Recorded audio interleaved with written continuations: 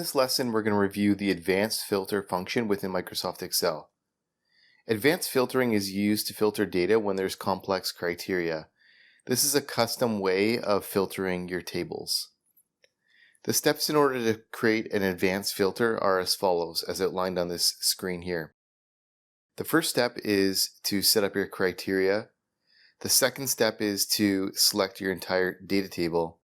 And the third step is to go to the data section in the top ribbon and then click on filter and then advanced beside the filter. When you get to the advanced section of the filter, there's going to be a few options that are available. You have to enter the list range, which is the entire data set where you want to make the filter. You have to indicate the criteria range, and that's something that you can specify.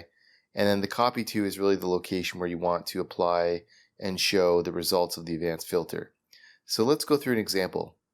In our example, a financial analyst has a sales report as shown here for the month of December 2019. And the financial analyst has a goal of finding out which products were sold during the month in excess of 100 kilograms. As you can see in the table, there actually is a column for total kilograms. So let's assume that is the only filter that we want to apply in this case. Of course, using the advanced filter function, we could do this multiple times. But let's start with the total kilograms filter of 100. So if I scroll down, below the table, I've indicated that's the criteria. I've put a greater than sign and 100 underneath total kg, which aligns and matches to the column name total kg in our table. The end result after applying the advanced filter is that there are 18 items here, or actually 17 if you exclude the header. But basically what you want to do is just highlight the table, go to advanced filter, select the range of the table, select the criteria being total kilograms and greater than 100, and then press OK. So let's go ahead and do that and see if we can arrive at the same solution that we see here. So I'm going to scroll up, I'm going to highlight the whole table. I'm going to click on Data and then Advanced. And the list range is the entire data selected. The criteria range is going to be cells D127 and D128, which is where I put the criteria of only filtering for items greater than 100 kilograms. And then I'm going to click OK. As you can see, the data is now filtered and the advanced filter is applied.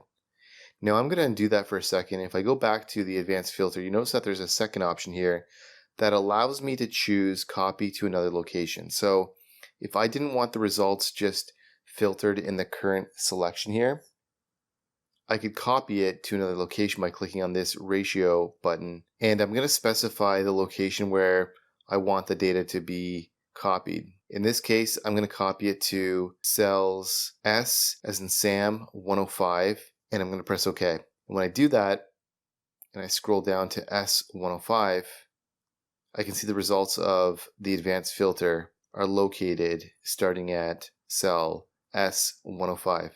So that's an easy way to create a filter list using the advanced filter tool in Microsoft Excel. I'm going to go ahead and delete this.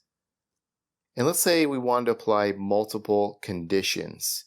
In this case, we only used total kilograms greater than 100. But what if I wanted total kilograms greater than 100 and quantity greater than 55? In that case, I'm going to copy this header. I'm going to paste it in my criteria. I'm going to put greater than 55 in the cell below quantity.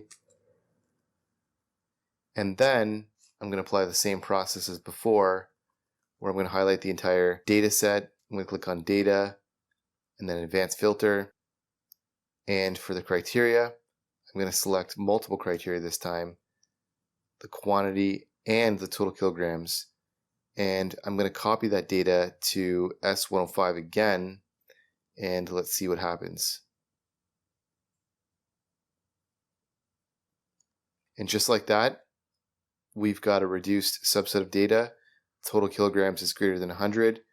The total quantity is greater than 55, which was the criteria that we set. And so multiple criteria have been applied to filter out the data, and we've got it copied to a new location, which is exactly what I wanted.